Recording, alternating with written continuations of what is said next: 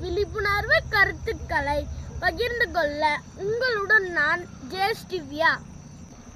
தத்தி தாதூதுதி தாதூதுதி தத்துதி துத்தி துதைதி துதைத்த தாதூதுதி தித்தித்த தித்தித்த தாதது தித்தித்த தெத்தாதோ தித்தித்த தாது தத்தித்தாவி பல பூக்களில் தேன் பருகும் சிறுவண்டே, எந்த பூவினுள் தேனின் சுவை தித்தித்தது என்று சொல்வாயா? இப்படி ஒரு தகர வரிசை கவிதையை எம் தமிழில் கண்டேனே. இப்பேற்பட்ட எம் இனிய தேன் தமிழிற்கு முதற்கண் வணக்கங்கள். தேன் நாவிற்கு சுவையும் உடம்பிற்கு எப்படி மருந்தாகிறதோ அதுபோலத்தான் நம் முன்னோர்களின் உணவு முறையும் நாவிற்கு சுவையும் உடம்பிற்கு மருந்தாகவே செயல்பட்டது. ஆனால் இன்றோ நாம் எடுத்துக்கொள்ளும் உணவு முறை நாவிற்கு சுவையே தவிர உடம்பிற்கு விஷத்தையே தருகிறது. இத்தலைப்பிற்காக கள ஆய்வில் எங்க ஊர் பாட்டியிடம் வினவினேன். பாட்டி சொன்ன பதில் என்ன தெரியுமா?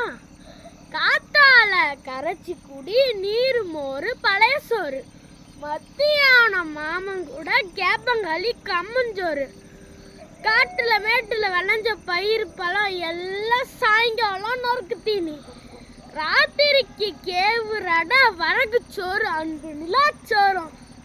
இப்படி ஒரு இயற்கை எளிமையோடு வாழ்ந்திருக்காங்க. பழைய சோத்துல பாக்டீரியா அதிகமா இருக்குன்னு ஆன்லைன்ல ஆர்டர் போட்டு சாப்பிட்றான் அமெரிக்காக்காரன். ஆனால் நாம சின்ன மூக்கு சீனாக்காரன், வெள்ளத்தோல் வெள்ளக்காரன் ஏத்தி விட்ட பொருளைத்தானே வாங்கி சாப்பிடுறோம். நம் மண்ணின் பாரம்பரிய உணவை மறந்தோம். அருந்தமிழ் மருத்துவம் 500 என்ற பாடல் வழியே உணவையும் மருந்தையும் வைத்தானே தமிழன்.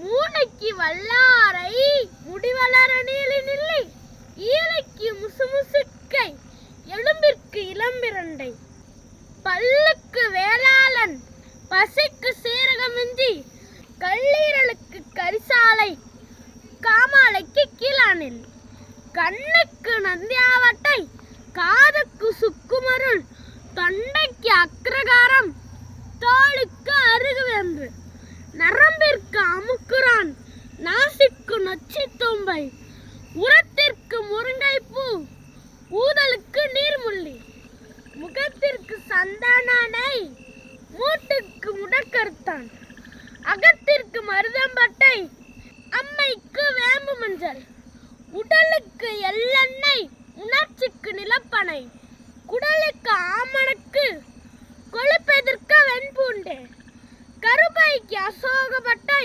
களைப்பிற்கு சீந்திலுப்பு, குருதிக்கு அத்திப்பழம், குரலுக்கு தேன் மிளகே. இப்படி எண்ணிலடங்கா பல தடை விடயங்களை அடுக்கிக் கொண்டே போலாம். ஊருக்கோர் மருத்துவம் போனதே அந்த காலம். வீடு தேடி மருத்துவம் வந்ததே இந்த காலம். வீட்டிற்கோர் மருத்துவர் இனி வரும் எதிர்காலம். இங்கே மரபணு மாற்றிய விஞ்ஞான உற்பத்தி வேண்டாம். விவசாயிக்கே விளை வைக்கும் இடை தரகரும் வேண்டாம். கொள்வதும் மிகைக்கொள்ளாது, கொடுப்பதும் குறைபடாது என உலகிற்கே வாணிபம் கற்றுத்தந்தானே எம் தமிழன். இயற்கையில் விளைந்த மண் உணவே எனதுணவு, அதுவே என் நல் உணவு. உணவே மருந்து, மருந்தே உணவு. தமிழால் உறவாவோம், தமிழ் வாழ உரமாவோம். வாழ்க தமிழோடு. நன்றி, வணக்கம்.